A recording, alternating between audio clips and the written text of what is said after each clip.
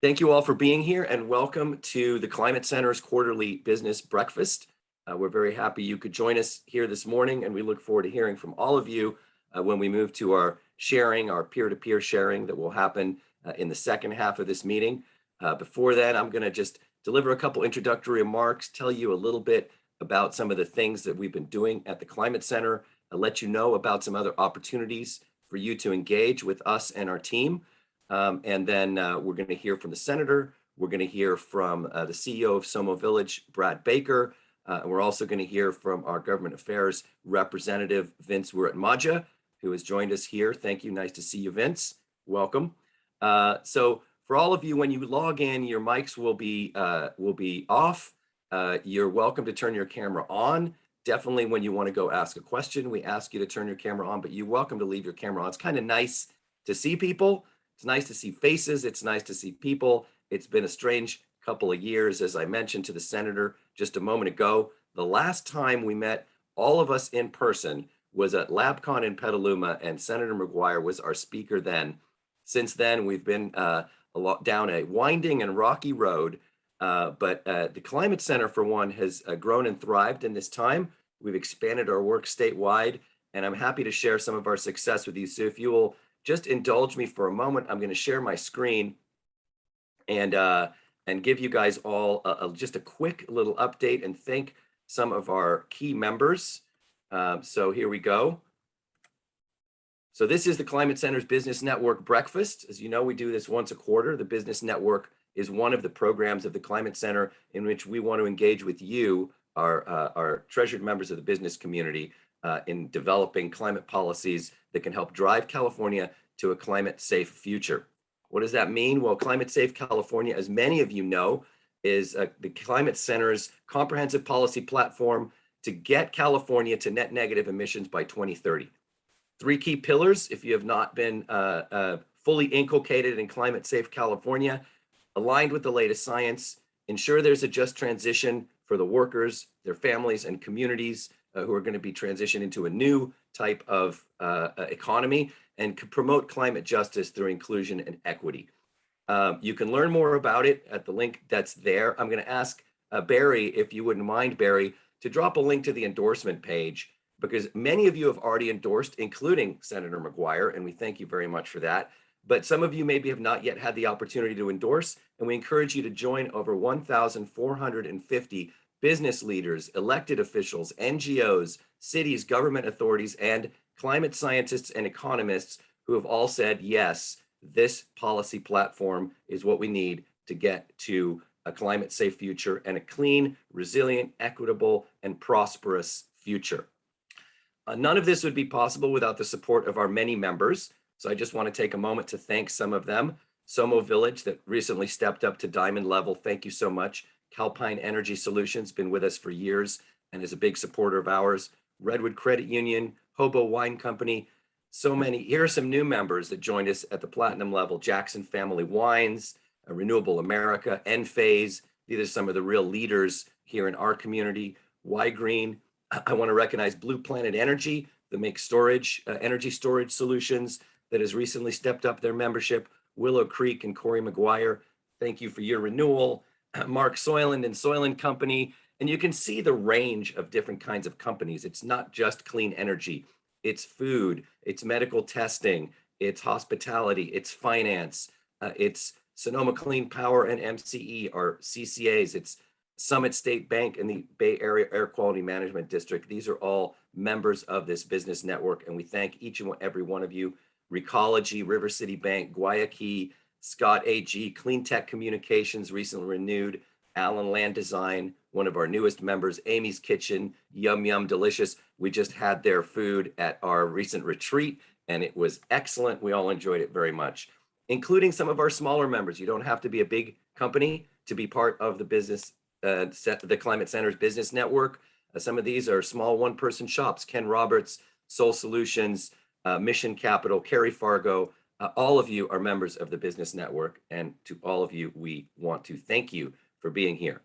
So before I turn it over to the senator, I just want to mention a couple other things, because we've got some really exciting stuff coming up here in the very near future.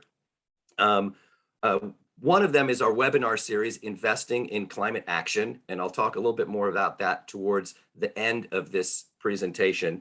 But I also want to recognize that the Climate Center has grown so much in the last year and a half, and one reflection of that is that we are now an official NGO observer at the UN Climate Conference, COP26.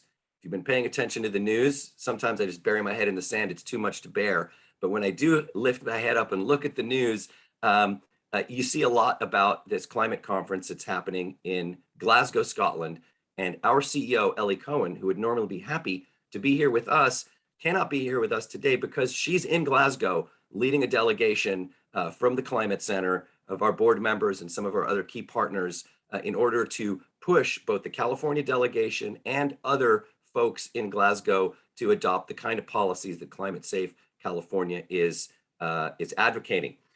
If you're interested in hearing more about this, I'd like to invite all of you, our business partners and friends, to join us next week on November 11th. Ellie Cohen will be delivering some remarks and answering questions in a format much like this, live from Glasgow. So if you don't want to hear the news, you want to actually get an insider perspective from the ground, that will be a great opportunity to do so. When I wrapped up my comments here in just a moment, I will drop a link to that in the chat also. And you guys are welcome to register and hear directly from our CEO, Ellie Cohen, who's going to be speaking to us live from Glasgow. So that's pretty exciting. But also exciting is the fact that we have Senator Mike McGuire with us here today.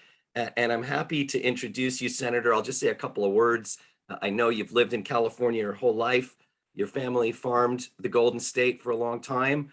And you're a bootstrap guy. You had to kind of do it all yourself, and you've been working since you were 16. And now you're the third highest ranking member of the Senate and the youngest assistant majority leader in decades.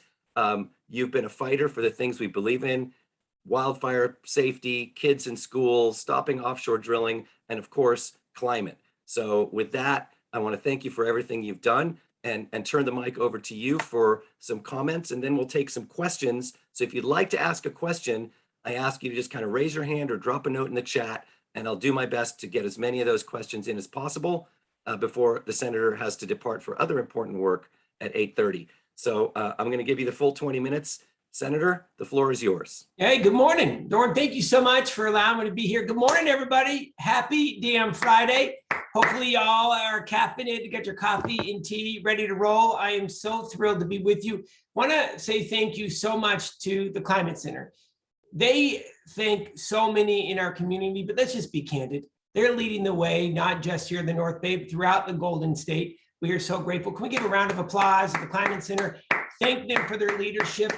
They are bold, they are taking action, they're mobilizing, they're organizing, and honestly, California wouldn't be what it is today when it comes to climate policy without them in the lead. So thank you so much for allowing me to be with you today. What I wanted to be able to do, if this works for each and every one of you, give a brief update. What's happening across the state, some of the top issues. Of course, do a dive into climate. I want to talk about what we did this year. Then I'd like to be able to look forward, because I believe you're going to be happy about where the Senate is going to be heading when it comes to bold progressive action on climate. And by the way, bold progressive action means common sense to the rest of the world. So really look forward to taking questions and obviously having a conversation as well.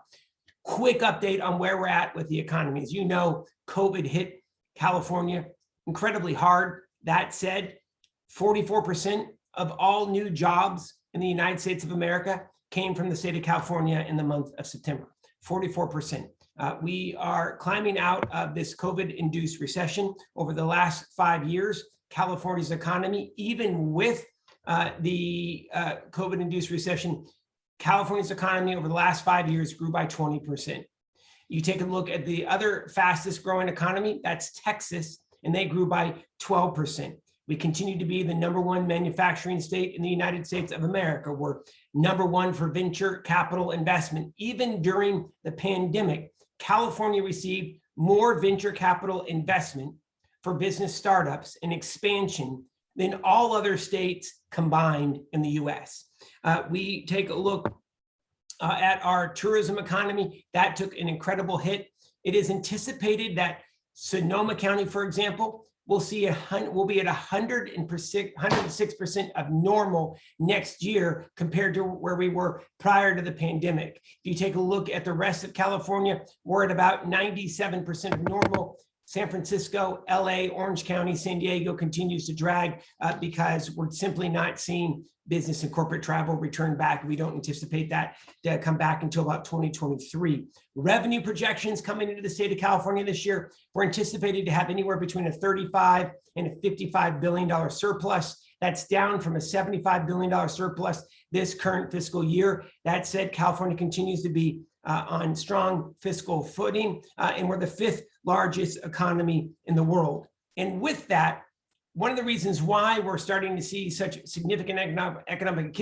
activity, we have the lowest COVID count in the nation. We have about 70% of the population with at least one shot. We fully anticipate by the first quarter of 2022, we'll be at 75% 2 shots. So that's really encouraging sign. And the last thing I'll just say is we've also been really focused on helping get the economy up and running again. We had the largest state tax cut literally in a generation, $8 billion to help small businesses come out of this COVID-induced recession, and $6 billion in tax cut for low-income Californians in the form of stimulus checks and tax cuts for those lowest income Californians. So it's really critical that we continue to focus on rebuilding a green economy. Now, I want to quickly switch to the issue of climate.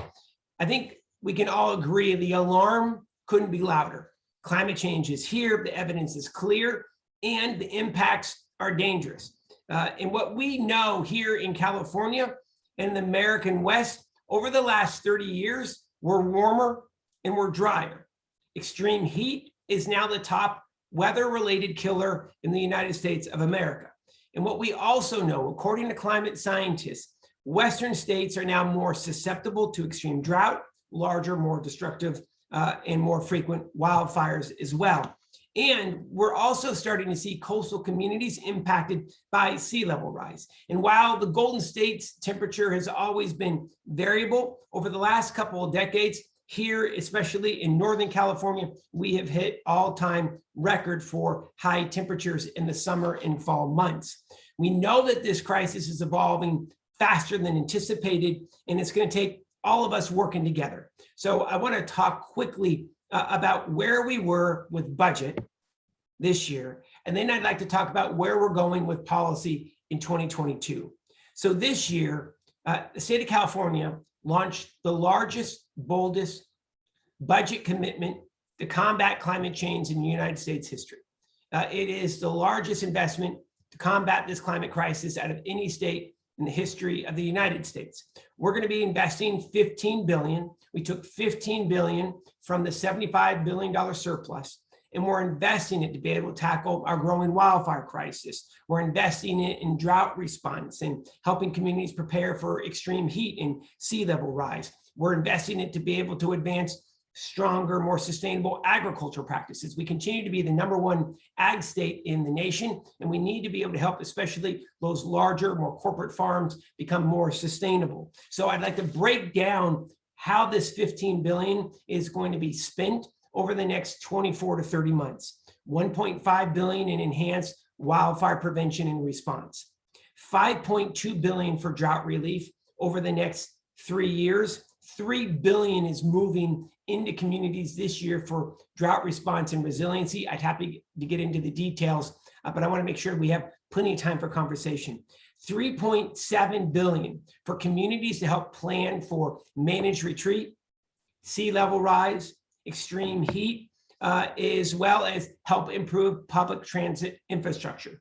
Nearly $4 billion will be spent on expanding access to electric vehicles. We need to be able to get those electric vehicles in the hands of lower middle income and lower income Californians. We need to continue to build out the electric vehicle highway across the state. That's where that $4 billion will be focused. And we're going to invest about $1.5 billion to transition traditional agriculture to more sustainable practices. So that's the significant fiscal investment that we made this year.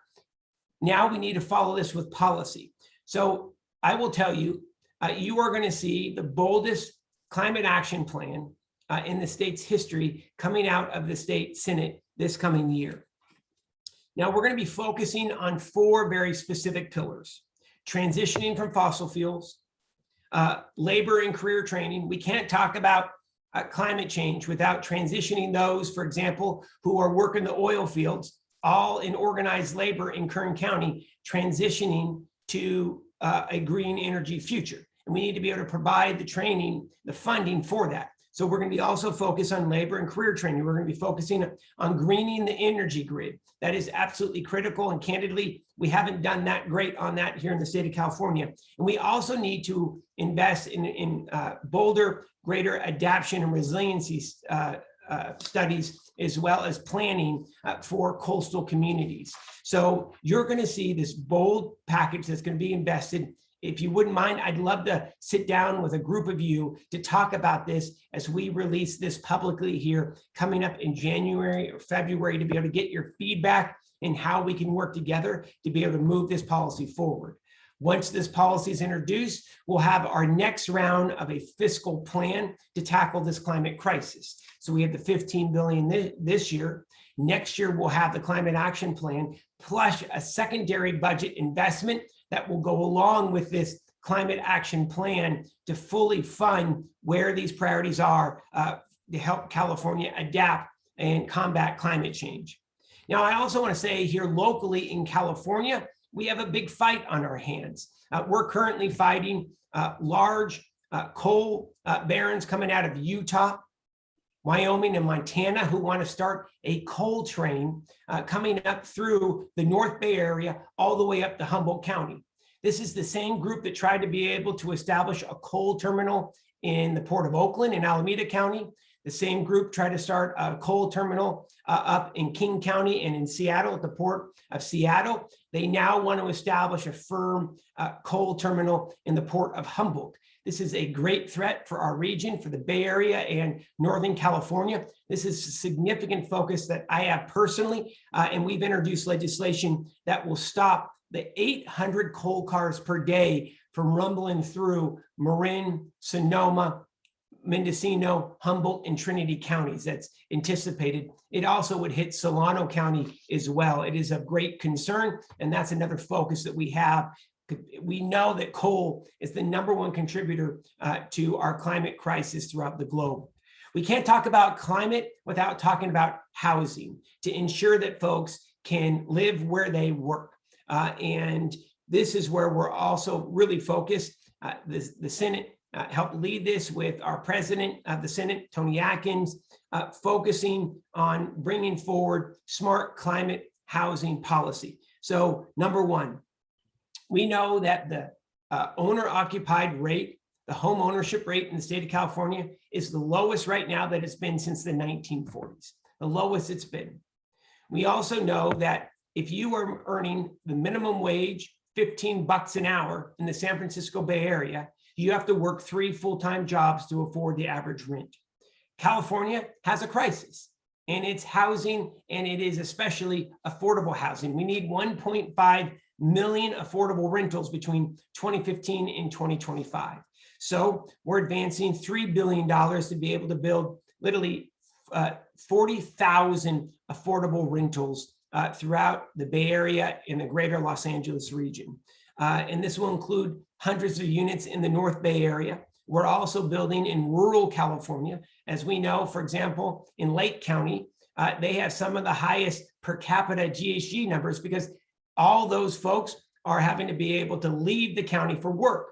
And so what we're doing is we have very specific strategies for counties like Lake to be able to build industry in Lake and more affordable housing connected to that industry. So that's also another significant focus. We're also going to invest about $2.7 billion to combat this crisis of homelessness that we have on our streets over the next 3 years. We fully anticipate over the next 48 months, over the next 4 years, you'll see an additional 42,000 permanent homeless housing units wrapped with mental health services and addiction services throughout California.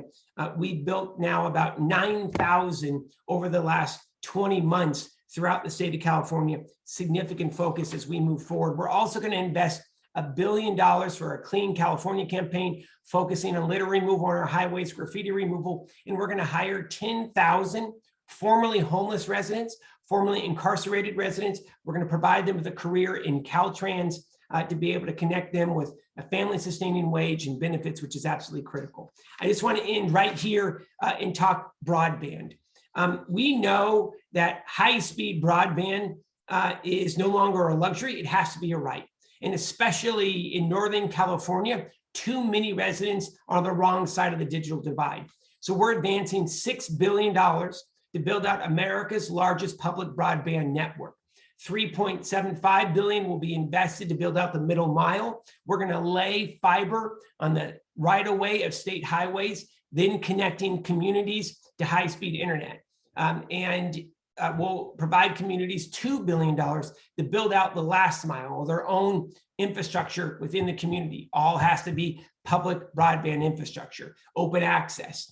So this is also really critical long-term, especially as we see this transition of so many folks we firmly believe are going to be in a hybrid in the years to come, coming out of COVID when it comes to their workplace. All right, I have talked way too long, Doran. I'm going to turn it back over to you.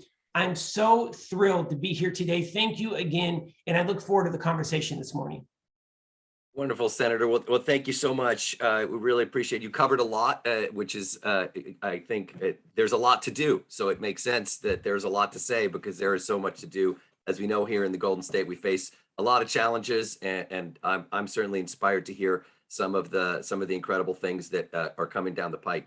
We've got a couple of questions, and I encourage you, if you'd like to ask the senator a question, please drop a note in the chat and raise your hands. I'd like to start by recognizing Brian, baseball fan, Brian Unit. Great background.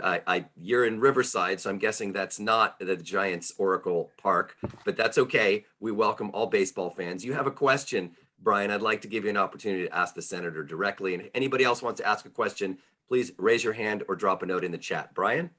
Thanks, Doran. Can you hear me? Yes. Hey, what's up, Brian? Is that Dodger Stadium? Yes, it is, Mike. Oh, dear Lord. And in my defense, I was born the year the Dodgers, I was born in Los Angeles the year the Dodgers came to California, probably about 2 miles from Dodger Stadium. So, you know, it's pretty much in my blood. So, I hear you. Hot damn. But the question I had, and thank you for the update, because that was a lot of interesting information. I do a lot of work with the building trades. I'm an attorney here in Riverside, and was wondering, when you talked about the workforce transition, how we take advantage of the existing apprenticeship programs that the building trades have and work toward creating a greener workforce, but that focuses on union jobs. Great question. So first and foremost, we're taking $600 million of the stimulus funds that we receive from the federal government to be able to work with union affiliated construction companies, electrical companies, plumbing companies, to be able to implement region-wide infrastructure projects. So there will be incentivized to be able to get folks, especially in the building trades, out in the community. In addition, here's when NAFTA originally passed, and an individual's job was impacted by NAFTA. The federal government guaranteed 52 weeks of unemployment, a full year, plus covering full expenses when it comes to retraining.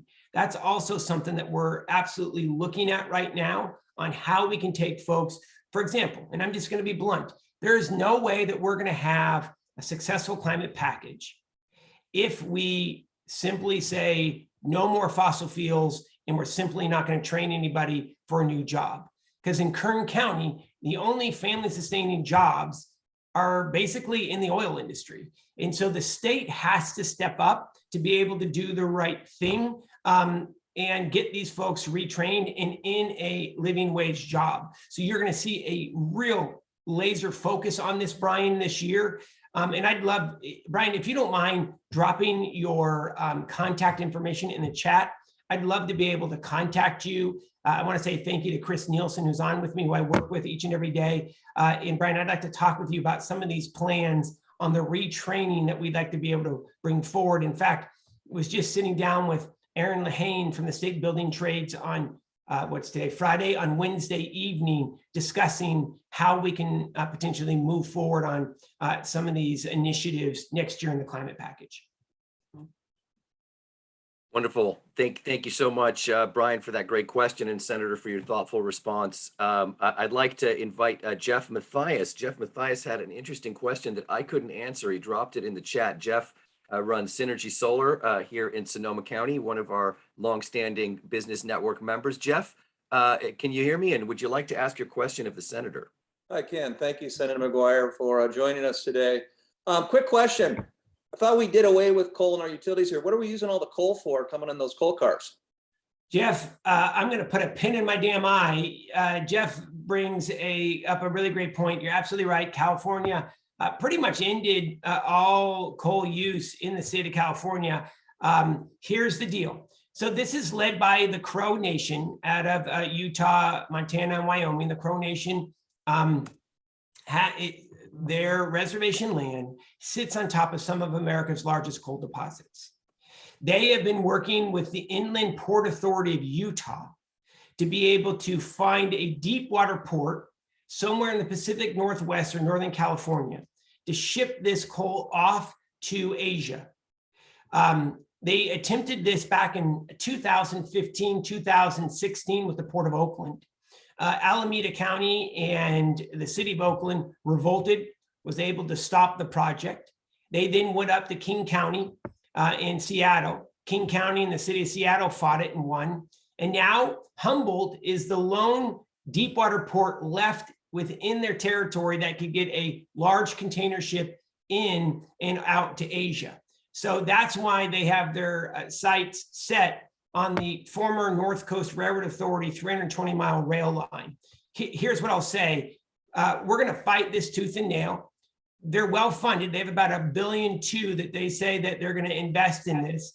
But we know that the feds will make them advance a 7.5% return on any money that they invest in the rail. And we simply believe that they are actually underfinanced, even with the $1.2 billion. We believe it's going to take about $7 billion alone to rebuild that entire rail corridor. And by the way, we already have another proposal that's out there that's nearly funded, and that's for the Great Redwood Trail. It would be a trail that would go from the San Francisco Bay all the way up to Humboldt Bay, 320 miles. And we know that California is a $54 billion outdoor rec economy, and we firmly believe that this old rail line should be an economic driver and be able to take folks on the longest rail trail in America. So Jeff, that's their plan. They currently have an application in with the Surface Transportation Board with the federal government. The STB oversees all freight rail. I think we're going to be able to kill this and put a nail in the coffin of coal, but I got to tell you, it's a hell of a fight. Thank you, Senator. I just love your passion. I love it. No, Jeff, thank you so much again for allowing me to be here. And thank you for the great question. And Brian, I'm looking forward to following up with you as well. All right, Senator, I want to recognize we're at 8:29. I'm not sure if you've got another minute or two. Yeah, please, let's do it. Okay, great. Barry, you raised your hand, and then I'd like to turn to the last question from Stephanie. Barry, go ahead. Oh, and Heidi's also got her hand up. Let's see what we can do. Barry, you go first. Sure. Senator McGuire, thank you so much for your climate leadership. You're always blazing the trail. I'm sure your staff is all wearing track shoes. Let me just ask you, I'm very excited to hear about this climate action package that you're obviously a part of and showing leadership on. Sounds like a group of senators or legislators. Of course, I have to ask you, do you think there's any appetite for accelerating California's current climate target and making it more aligned with the current science? Yeah, I definitely think so. Look, I think I'm going to speak for myself. I don't want to speak for Tony Atkins, who leads the Senate, so I'll just give you my own editorial. All the low-hanging fruit in this state, it's done. And again, as I said in the very beginning, that the alarm couldn't be louder. And I am so concerned about the world we're going to leave for our kids and our grandkids. We're going to need to take bold action, which means everything has to be on the table. My own opinion, Barry.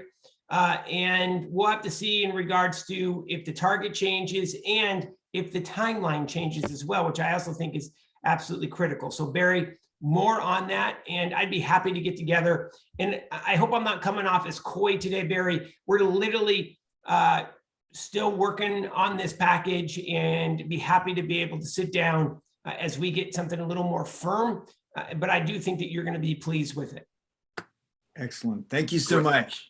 Great. And Senator, I'm going to say this: when you need to go, you let me know. And Chris, if he's lingering too long and you think he needs to go, you let him know so he can let me know. All right. So, but we do have some more questions, and I want to take advantage of this opportunity for conversation. Stephanie, you had a really good question. If we have time, Heidi, you're up next. So Stephanie, if you can turn on, there you are, Stephanie. Hello. Go ahead and ask your question. Hey, what's going on, Stephanie? Hi, good morning, everyone. Senator, great to be here with you today. Thank you so much. My industry is zero power emission generation and distribution systems. And it's such an uphill battle in so many different areas within California that, we're constantly losing our power. The utilities are dealing with antiquated power lines, nothing that this group doesn't already know about. But the problem is that there's just not enough different resources for power. It's all generated, through a single IOU or one of the CCSs using those old antiquated lines. And I was just wondering what policies have been in discussion, if any, about really promoting more microgrids within communities. To support general people like us, as well as manufacturing and other businesses that really rely on power. I can't tell you how many times that I know like older people stuck in elevators for hours at a time. It's terrible. But I'm looking more for the commercialization side of it on a larger scale, with more like nested microgrids to really support what we have today with, because it's going to be a while before we can really replace all this infrastructure. So, if as a bridge or as, in addition to working with our local IOUs, can you speak to what you have in plans? Absolutely, Stephanie. Thank you. So number one is back, Stephanie, don't quote me on the year it passed. It was either 2018, 2019 that SB 1339 passed. And what that bill was supposed to do is prod the Energy Commission, the Public Utilities Commission, to be able to develop and expedite programs that would advance, for example, clean energy alternatives to the behemoths that we are stuck to, like PG&E, SoCal Gas and Electric, et cetera, in advance, for example, microgrids. And they have been slow on the uptake. And I will share with you, Stephanie, I feel really frustrated about it because there's already a mechanism that these state regulators can advance. So what I would say, number one is, especially in rural parts of the state, in parts of Southern and Northern California, we desperately need to be able to see energy reliance and resiliency, and microgrids are the answer.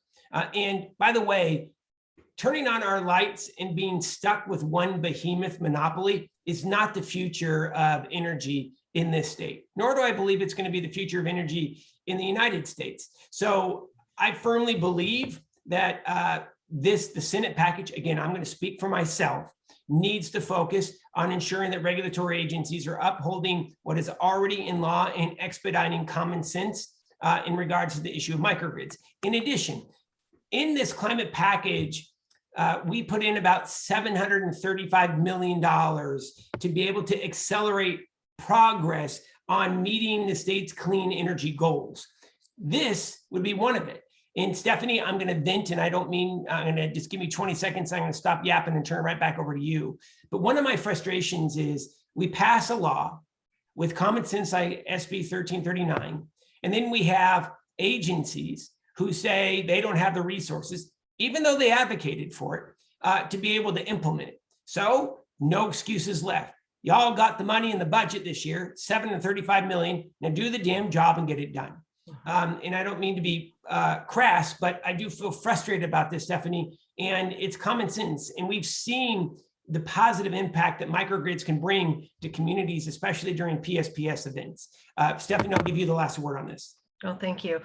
Certainly the communication protocols are definitely there. They're in place. They're proven technologies. And it's something with maybe, this kind of support, we can really get a lot more good work done, within our communities. Thank you. 100%. Thank you, Senator and Heidi. I see your hand up, but I just got word from Chris that that the senator needs to leave. If we could just do this in like a 10-second super speed dating version. You've had your hand up for a long time. Heidi, mention what it is you want. We'll give the senator 5 words to conclude, and then we'll send him on his way because he's got important stuff to do. Hey, good morning, Heidi. Good morning. How are you, Senator? Good to see you again. Do you think there's an appetite in the Senate next session to push utilities to move faster on transportation electrification? They're currently sitting on $680 million in ratepayer funding to electrify transit buses, school buses, drayage trucks. The Port of LA just passed their clean truck fund. Obviously, there's an urgency. There's a lot of support to do it. But by God, why haven't we seen the utilities move faster? I couldn't agree with you more, Heidi. Heidi, can you put your contact information in the chat? Would that be okay? And I'm going to have Chris Nielsen give you a shout on this. Would that be all right? Thank you so much on that. And you will hear from us. And I see Chaz in the chat as well, talking about how do we accelerate technology in alternatives to diesel equipment for light towers or cell phone towers, et cetera. Yeah, look, I think that is where we'd like to be able to go. Unfortunately, as we all know, those I think over the next 10 years, we're going to see incredible strides in the technology, especially of battery backup power, and it's going to be a fraction of the cost that it is now. I do believe that we're going to see a change in that. As you all know, there's now mandated 72-hour backup for cell phone towers. The state was agnostic on the type of energy just because we're in such a mess with power shutoffs. But you're absolutely right, Chaz. We need to be able to expedite that and more to come. All right. Thank you so much, everybody. I hope everyone has a wonderful weekend. Thank you for allowing me to be here. Thank you, Senator. The holidays are almost here as well. What the hell has happened to this year? Have a great one, everybody. Thank you. All right. Thank you so much. Bye, everybody. Thank you. All right. All right, everybody, if you didn't drink your coffee, I think you're all fired up now. I mean, how could you not be fired up after hearing from Senator McGuire? Truly one of our champions in the Senate. He's awesome. We're so happy he could be here. We're so happy all of you could be here. We're going to be hearing from all of you in just a moment.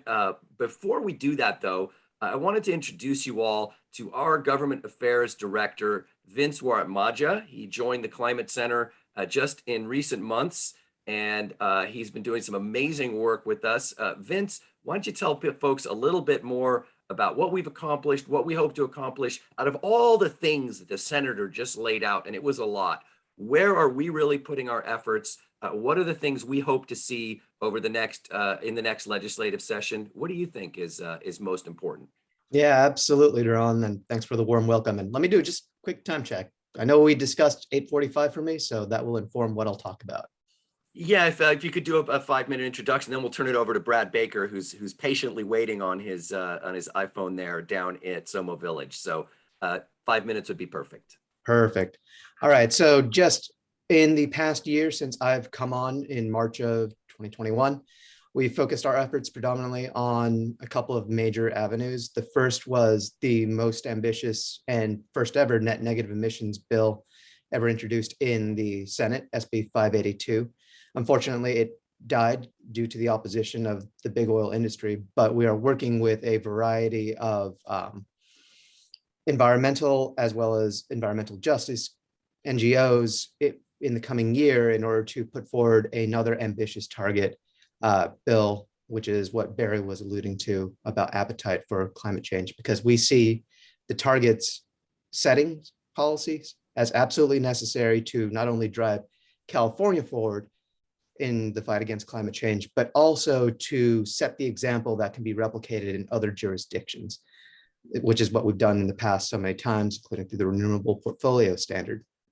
So on the horizon for 2022, we are going to make another play for an ambitious climate target bill. Within some of the more targeted sectors, last year we worked on a bill called SB 99, which was the Community Energy Resilience Act. That bill would focus on empowering our local governments to create plans that would leverage the clean distributed energy resources that we've got at our disposal, so that those local governments can take their energy fates into their own hands and decide where to place those resources, what facilities are deemed to be critical, and just leverage those technologies so that they can better weather PSPS or whatever grid outage due to heat dome or inadvertent wildfire comes their way. So last year we had a vehicle that was in motion, which unfortunately got held up in Assembly appropriations, but we plan on troubleshooting that and bringing it back next year. Senator Dodd, who carried that bill for us, wants to carry it again. And so we'll gladly work with him and take up the flag once again. And many of the folks here were actually supporters of that measure. So we will be in touch as that progresses. We also, in parallel, pushed to get budget funding out of that, out of last year's budget in order to help support that effort. And we saw some of that appear in the form of the resilience planning funds that were allocated to the Office of Planning and Research out of, which is one of the state's agencies. And so we'll be working in the implementation process to make sure funds do go to community energy resilience planning. And as this good senator was alluding to earlier, the projected surplus means another opportunity to grab for more money, as it were. Everybody has their hands out, and we got to be there too. Finally, in terms of another success and from last year and a parallel effort moving forward this year was SB 27, which was a Senator Nancy Skinner bill that focused on sequestration for using natural and working lands. That bill, which was signed by the governor and that the Climate Center provided lead testimony on and was in backroom negotiations on repeatedly, that bill sets the first ever natural and working land sequestration target, but directs CARB to be the one who develops what that specific figure is. In the coming year for the 2022 session, we're looking at working with another office to put forward a more specific number. That's very much in development right now. A lot of things are potentially in flux, but we do intend to be playing in that natural and working land sequestration space. All right, Duran. And then, yeah, I think that's it. I tried to keep it just under 5 minutes. Well, very good. Well done. We, obviously there are so many aspects to this. It's a matter of, bringing down emissions. It's a matter of sequestering carbon. It's a matter of creating the new economy. And we believe that policy is a critical piece of that. But we believe that policy is only as successful as the practice that follows. And that's one of the reasons that the Business Network is so important to us.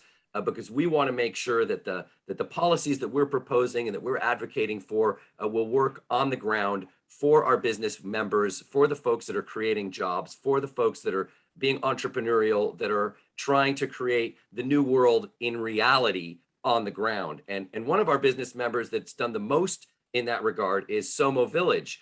We've had our meetings there many times in the past.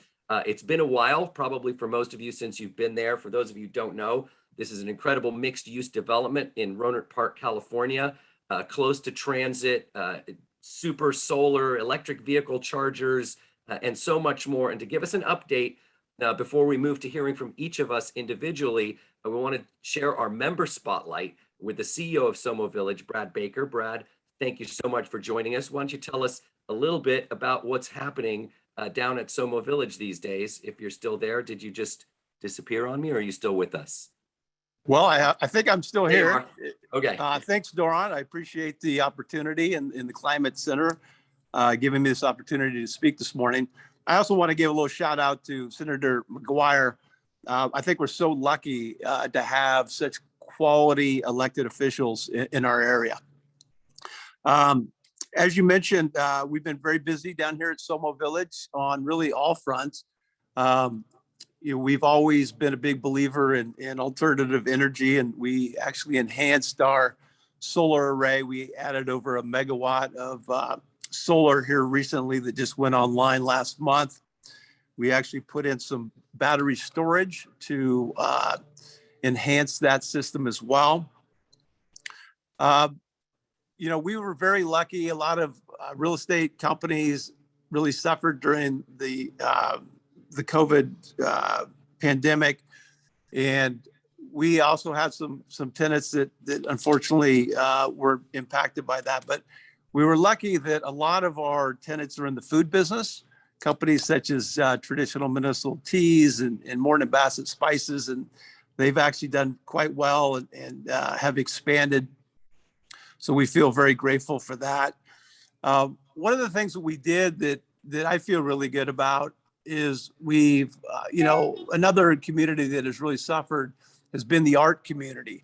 A lot of these artists that would participate in you know, showing their art and participate in, say, Burning Man were, you know, found themselves, you know, underemployed or unemployed. So we've commissioned a few really great pieces. So next time you guys come out, we have, I think, 4 new sculptures. I'm actually looking at the 4th one right now that really add a lot to our community. Just beautiful pieces that we're super proud of. And, you know, one of the things in addition to sustainability is one of our other main, you know, tenets of our community is public art. So one of the things that happened during the pandemic is that when they closed a lot of the parks, Somo Village became the biggest park that was open to the public. So we had a lot of people coming out, walking with their friends and family, walking their dogs, and now we gave them some beautiful art to look at. Another thing that we did that was in that same realm is we added to our food forest. So a few years ago, in conjunction with Daily Acts, we planted some apple trees and fig trees, limes, peaches, nectarines, and we added 600 blueberry plants, blueberry trees last year. So we have a lot of people coming out and picking fruit and eating fruit. And it's interesting because this used to be a lawn. Over the 15 years that we had owned this property, I had maybe been on that lawn 2 or 3 times. Now I'm out in the food forest 2 or 3 times a week. So what a difference turning a lawn into a food forest makes, not only for us, but for the community. Well, and the big thing that I have to talk about is you mentioned that we are a mixed use community. That was always true in concept, but the reality is we really have been a business park for the last 15 years with ambitions to add housing. I'm really pleased to say that we are in the process of adding the first 148 residential units as we speak. We expect to have units coming out of the, coming out of the ground next spring. So we'll have a combination of single family homes, cottage units, and townhouses in this first phase.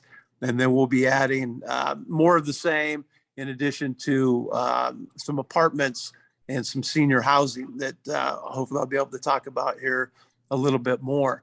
In conjunction with that, the senator had mentioned that we need to have places where people could live and work that are close by each other. And that's always been our dream here at Somo Village.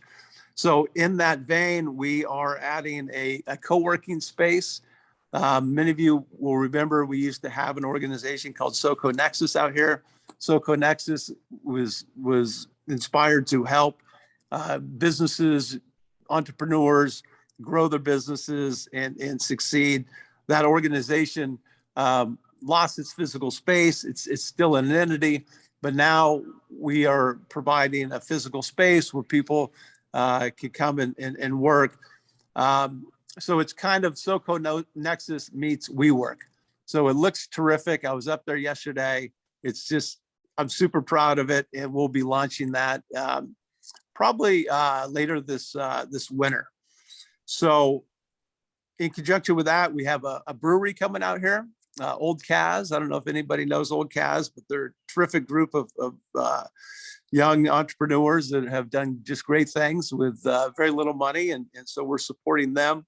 We're also going to be adding a coffee shop and a gym. So that whole dream of creating a mixed use community is finally coming to fruition. And we're really, excited about that. One of the things we haven't done so much about is our event business. It's hard to have big rock concerts when there's all of these restrictions, but we invite all of you out here next year, and we will be having a full slate of events next year, everything from concerts to art events and farmers markets and so forth. One last thing that I'd like to talk about is we actually rebranded our company as the Somo Group of companies. And one of the things that we have, in addition to Somo Village, is we have other real estate holdings. And we are in the process of finishing up a new indoor climbing gym. It's called Session. And we did it in conjunction with Kevin Jorgensen. Some of you will know Kevin from the movie The Don Wall. Kevin and his partner, Michael Schaefer, are just terrific guys, born and raised in Santa Rosa. And so we're super proud of that. It's at the corner of Highway 12 in the 101. And that should be opening up in January. So if there's any rock climbers out there, we invite you to check that out as well. So it really fits in with our brand, which is about a healthy, active, sustainable lifestyle. And so again, we're honored to be able to present today. And if anybody has any questions, I'd love to entertain any questions. Thank you so much, Brad. Anybody have anything they would like to ask about the housing units that are coming online, or anything else about Somo Village? Please let us know. I just want to say, Brad, that I'm so happy that your housing is coming online. I know it's been a dream of yours since you first took over that former HP facility 15 years ago. What I will say is that you may not have the housing yet, but it is very mixed use. It's not just a business park. You've got art, you've got events. I have danced on the lawn. That is not a business activity. So it's definitely mixed use, and that's pretty awesome. We do have a question from our colleague Geraldine down in Southern California. She's our new LA community organizer. Geraldine, would you like to pop on the screen and ask your question of Brad? Because I'd love for folks to meet you. Geraldine is our awesome new representative down in LA, and we're very happy that she could join us today. Geraldine, go ahead and ask Brad your question. Good morning, everyone. And I apologize if this was said during the presentation, Brad. I actually just visited your facility for the first time because I was in Northern California. So I was there on Wednesday with Barry Vesser at Sally Tomatoes, I believe the name of the place is. That's correct, yeah. Yeah, I was very impressed with everything that's going on, and it was very exciting to see. I was just wondering if any of the housing you're developing will be designated as affordable housing. Yeah, Geraldine, that's a great question. So we'll have a variety of affordable housing. We'll have affordable housing by design, which is smaller units. I mentioned that one of the first product types we're coming out with is a cottage unit. So it's a smaller unit that all of our product is alley loaded. This one will actually have a walk-up paseo. So we're designing houses to be affordable, and they'll be, Sonoma County standards definitely on the very low end. We'll also have designated affordable housing that we will work with the city, and that'll be around 15%. So we'll have around 15% of affordable housing, and then we'll have another chunk that's affordable by design. Thank you. I really appreciate that. And thank you for your hard work on everything you're doing up there. It was really remarkable to see all the different things that are happening at your facility. Oh, I appreciate that. And next time, please come and say hi. Okay, I will. Thank you. Fantastic. I really appreciate it. Thanks for the question, Geraldine, and thank you, Brad. And I just want to tell everybody who's here that we do look forward to the time where we can gather in person again, and we plan to do one of our first meetings at Somo Village so that we can all walk around and check out the art and get tours of the facility if you haven't been there. Those of you who are outside the area, you will also be invited, so we hope that you can all join us. I do want to take the time. I know a couple of folks have had to bounce. We do still have a little bit of time, and I would like to move to a little bit of updates from some of the folks who are here. I see Dana, I see Bill Wolpert, I see Chaz. I just want to give folks a chance to give us a quick little minute or so. This is where we do our peer-to-peer sharing. So I want to start by calling on some of our members to give us a quick little update about what's happening in their business. Dana, if you would like to go first, we'd love to hear from Solarcraft. What's going on at Solarcraft, Dana? Hey all, good morning everybody. So Dana with Solarcraft, good long time strong solar installer.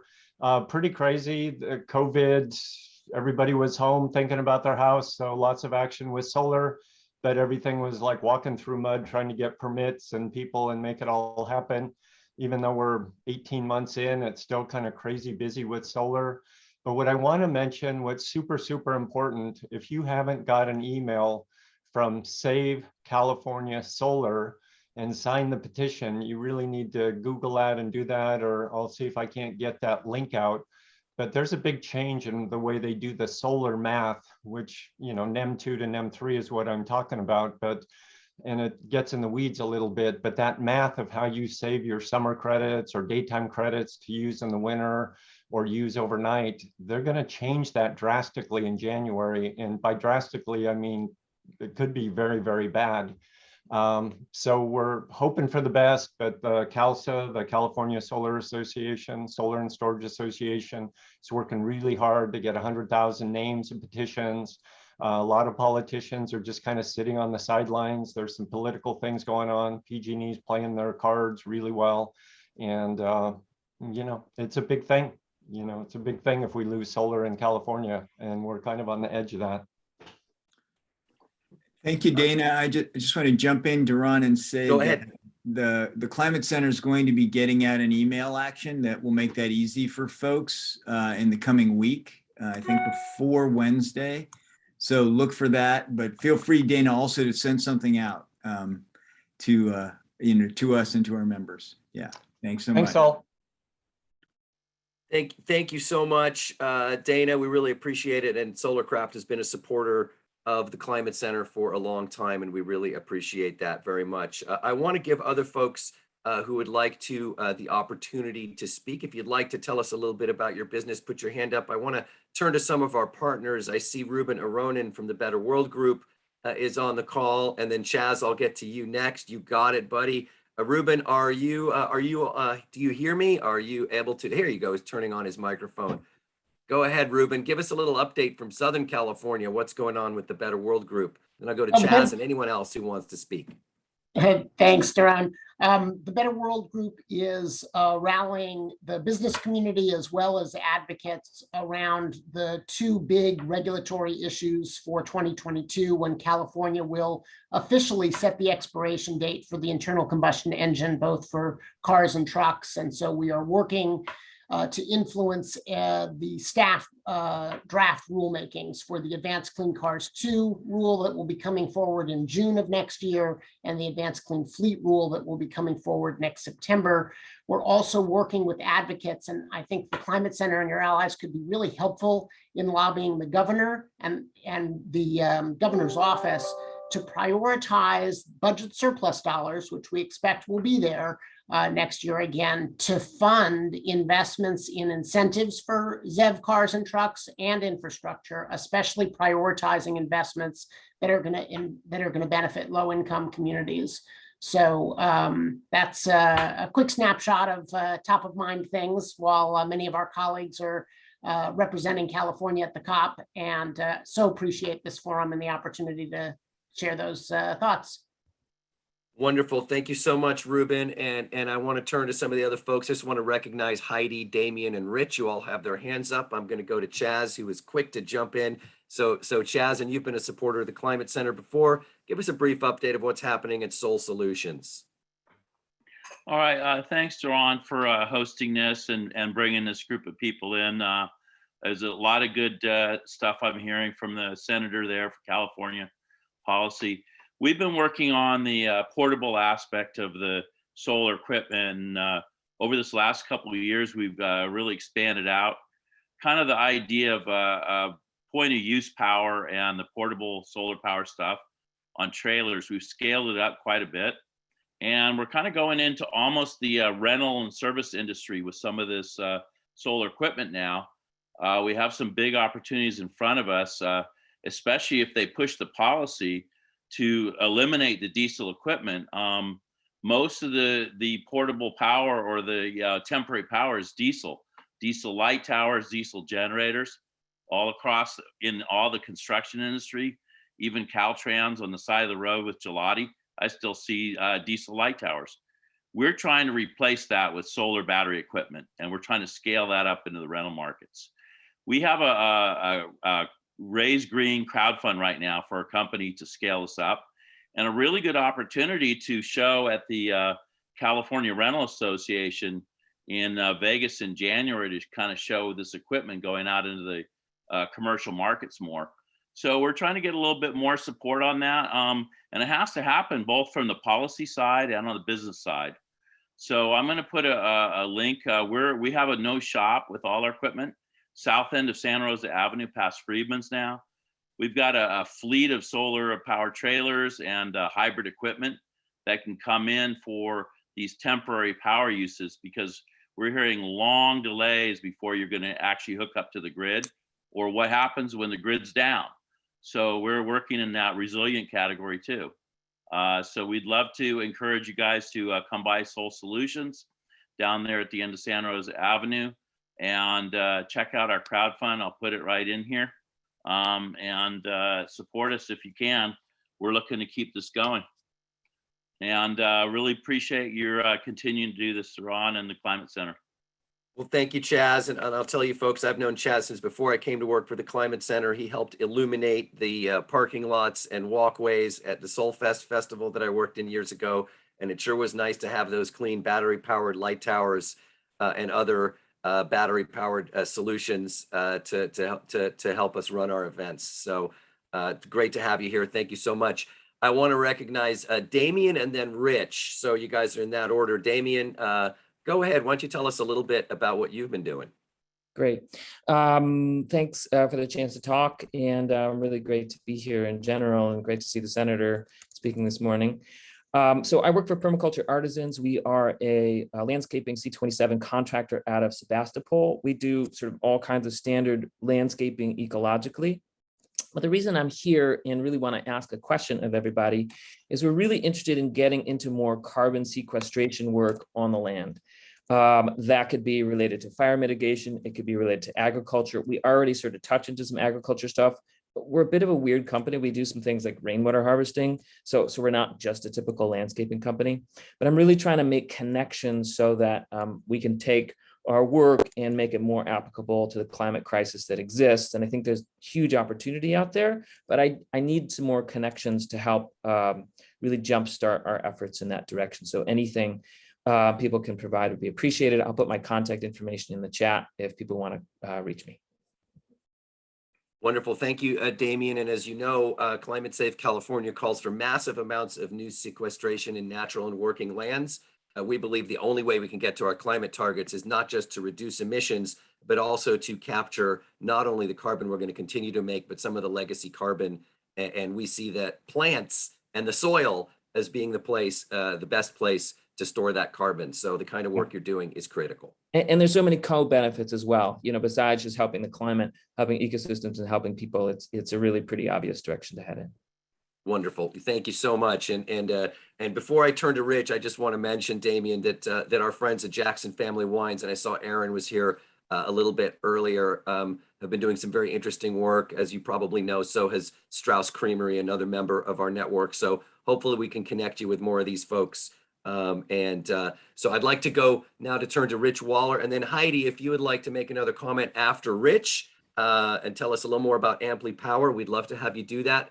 Rich, tell us a little bit about what you're up to and why you're here today. Yeah, thanks a lot. And it's my very first meeting. So thanks, Ron, for the invite. And it's really great to meet everyone. It's been a fantastic event. So I just recently joined a company called MX, that's EMEX.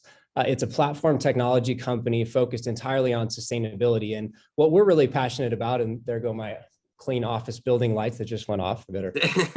So anyway, so I'll still see you. It's okay. Yeah. Okay. Good. So so basically, what we're focused on really is data, right? So our focus is how do we help our clients collect quality data that drive sustainability reporting, sustainability action. And so, what we really do is, provide that platform technology, build those workflows so that the foundation of both the mandated reporting and then for us, most importantly, the effective actions are really following. And so what we're really looking to do is collaborate with corporations, obviously as clients, public entities, and develop a public-private data footprint that allows us to establish effective targets, effective benchmarking, so that our solutions are really focused and kind of holistic in how we're approaching the solution. So, I'm a data guy. I've been doing this for the last, decade or so within healthcare, and really excited to just kind of join the community around sustainability and drive some of these actions and programs forward. Wonderful. Thank you. Thank you so much, Rich. I'm really glad you could join us. I'm very happy. I've known Rich for a long time. He married my wife's niece, so we're family.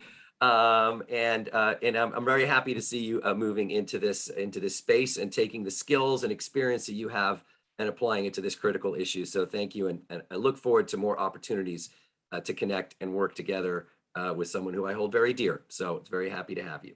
Likewise. Thank you so much. And I'd like to recognize Heidi from Amply Power. This is also your first meeting. We're very happy you could be here. Tell us a little bit more about what you're doing and how we might be able to help. Absolutely. Thanks so much for allowing me to join you today. I think you may have reached out to our CEO, Vic Shao. I know Vince on your team. I worked very closely with them during the Clean Transportation Plan Reauthorization California legislation, which is currently parked. Amply Power is a software company. We're based in Mountain View, California, right across from Google. We specialize in fleet electrification. We have deployments in Northern and Southern California, as well as Hawaii with HECO, and New York City with Brooklyn, with Logan Bus for their school bus fleet.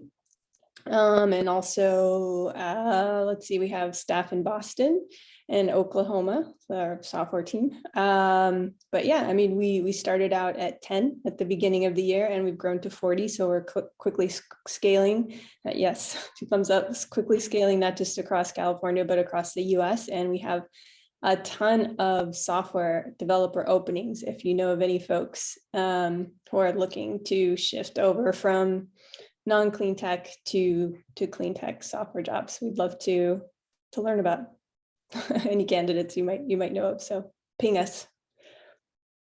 Great. Thank you, Heidi. If you'd like to drop your contact information in the chat so people know how to get a hold of you, that would be great. Of course, Amply Power is the name of your company, so they can always find you that way also. And we're very happy to have you here and hope that you can become a regular part of this group. I'll follow up with you after so we can talk a little bit about how we can work together and what we can do to help each other.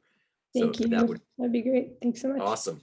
Wonderful. Well, we do still have a few more minutes left. If there's anybody else who'd like to give us an update on their company, Derek, I see you've got your hand up. You did it the old-fashioned way. You actually put your actual hand up in the air. So thank you for doing that. Tell us a little bit about what you're up to. Yeah, it shows my tech ability. I couldn't figure it out on my screen, so I just went for the old school. Thank you. Thanks for having me here.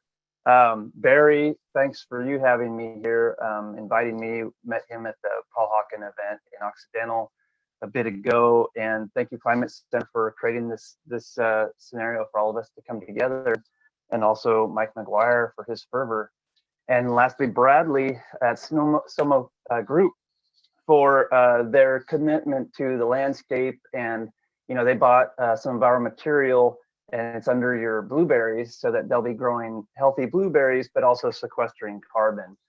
in a beautiful, win-win situation. So I have two small companies. One's called Old World Winery that I've been doing a natural wine for 23 years. And through that, I developed a soil amendment for my farming process. And we've now commemorated that in a separate business called Soil Carbon Management. We won the Sonoma County Biomass Business Competition in June. And now we're working on a public-private partnership with Sonoma County at a site at the airport, actually, where we're going to ramp this thing up and try to get as much of the biomass being created in Sonoma County to be kept in Sonoma County. Most of it does. There's a few places where biomass goes in the county, but mostly it's going to Sacramento to be burned for electricity, and also to green waste in Vacaville. So it'd be better to keep it here, put it on our farms. And as the Paris Climate Accord says, if we can raise our soil organic matter to 4% in the world, we will have negated all of the human carbon evolution. And that's a good start. That's totally doable. A fungal dominated compost is the way to do that. Fungi are the ones that help us sequester carbon. And so that's what I'm here to do, and looking forward to our growth and growing with the Climate Center. Thanks for having me. No problem, Derek. Thank you so much. And some of you may not know that coming out of college and grad school, one of the first things I did was work on composting and compost education. Big fan of fungi. A lot of times we don't recognize the smallest, most microscopic or microorganisms that can really be a huge part of the solution. A lot of times we tend to look to big technology, but the answer in many cases is literally right under our feet. So thank you for the work you're doing there.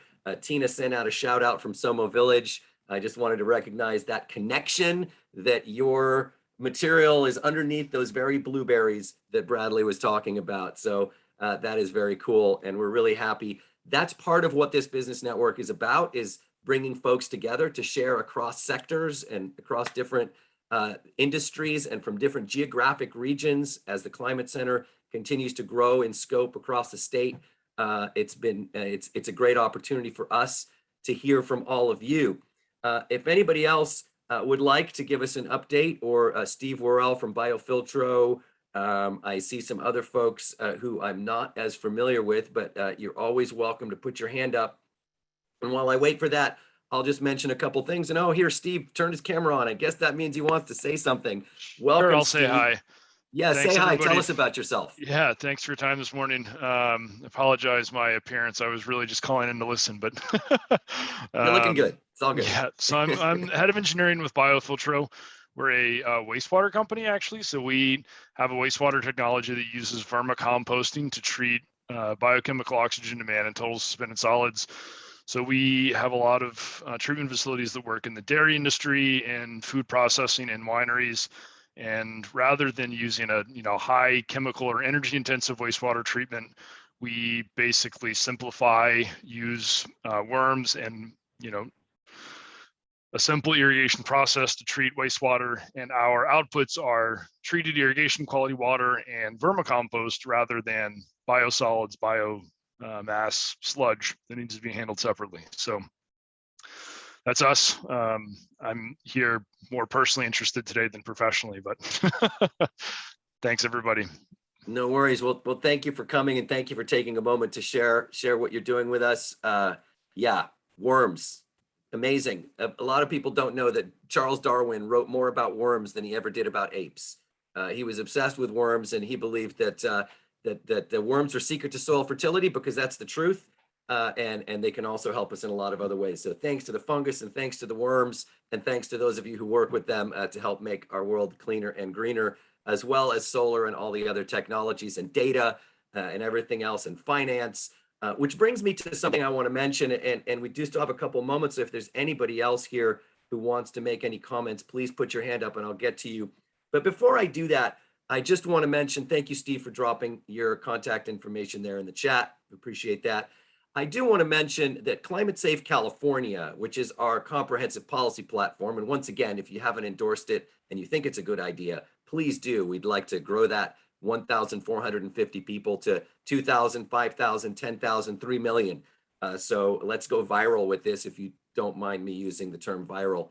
But I do want to just mention that Climate Safe California depends on a lot of things. It depends on following science. It depends on keeping equity at the focus, but it also requires that we develop the ways to fund the things we need. We need to direct more money to the things we want more of, like worms and fungus and solar and batteries, and less money to the things we want less of, like fossil fuel extraction. And in order to do that, we have to think creatively about how we invest, right? What are the investments? And along those lines, the Climate Center is hosting a series of webinars, a little different from what we're doing here today, which is a conversation. This is an opportunity to hear from the best and the brightest in webinar series, Investing in Climate Action for Jobs, Equity, and Health. And I just want to make sure every one of you is aware of that webinar series so that you can sign up. It starts in about 2 weeks on November 18th with the human and economic costs of inaction. What are we doing right now that's, or what are we not doing? And how much is that costing us in terms of human health and in terms of lost economic opportunity? That webinar series will continue throughout the spring into the early summer. We're going to have topic specific webinars, including investing in farmers for soil health, including investing in clean buildings, investing in community energy resilience, and all of these topics that we've been touching on here today. So I encourage you all to check it out, sign up. If your company is interested in being more engaged or in sponsoring, please let me know. Spread the word. We've got all kinds of ways to spread the word through social media and the like. So we hope you guys can all be a part of that webinar series that starts in just a couple of weeks. So with that, I just want to say, I want to thank everybody very much for being here. I know we've got a few minutes left, but I'm sure all of us would not necessarily mind getting a few minutes back in our day. So I just want to say one more time, if there's any other hands going up, I don't see any other hands going up. I want to thank all of you, each and every person who took the time to be here, not just for being here today, but for what you do every day in your jobs, in your lives. Every time you take a can and put it in the recycle, or take your kitchen scraps and compost them in your backyard, or decide to purchase an electric vehicle, all those decisions matter. But more importantly, you guys are building businesses and creating the new energy economy, and the climate safe future is going to come from all of you, from Rich, from Damien, from Brian, from Steve, from Derek, from Chaz, Sam, who's our volunteer down in LA. I want to thank you so much for all the help you've done today to bring some of these great folks here, including Heidi and others, Ruben, and the work you're doing with the Better World Group, the senator who was here with us today, Mike McGuire, all the senators, Henry Stern and others who have all been a part of creating this climate movement. Please continue to work with us. Please continue to do what you're doing. Thank you all so much. We'll be doing this again in a few months. We will have these virtually. So those of you like Brian down in Riverside, and we forgive you for your love of the Dodgers. We won't hold it against you. It's in your blood, like you said. It's quite all right. We can still work together. Giants fans and Dodger fans, that's how important this is. Giants fans and Dodger fans are coming together around the climate. That tells you how critical this issue really is in our world. And Geraldine and Brian, you guys share a passion for the blue, and we love it. So it's all good. So thank you once again, everybody. Please look for future information and invitations to events. If you'd like to talk more about how you can get more involved with the Climate Center, how you can support our work, my name, Doron, D-O-R-O-N, at theclimatecenter.org. I'm always interested to speak to folks. So I want to thank you one more time, not only for being here today, but for everything you do every day to make our world a better place. So thank you all, and I look forward to seeing you all again soon. Thank you all. Thanks so much for coming. Take care, everybody. Thank you. Thanks, Thank you Doron. so much. All right. Thanks, Toran. you Thanks, guys. everyone. No Have a great problem. My day. pleasure. Bye-bye. Bye, Brian.